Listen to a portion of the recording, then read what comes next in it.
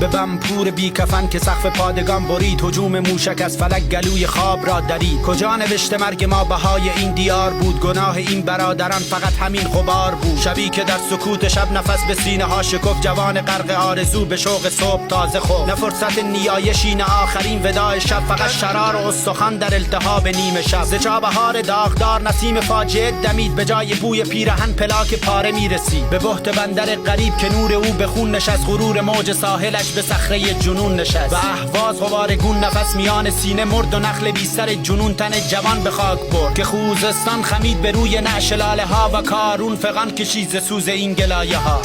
هنوز مادران درد کنار در نشسته‌اند، به جای رخت نو عروس کفن به شانه بسته‌اند. هنوز بوی پیرهن میان دست مادر است، نگاه خشک پیرزن به قفل بسته در است.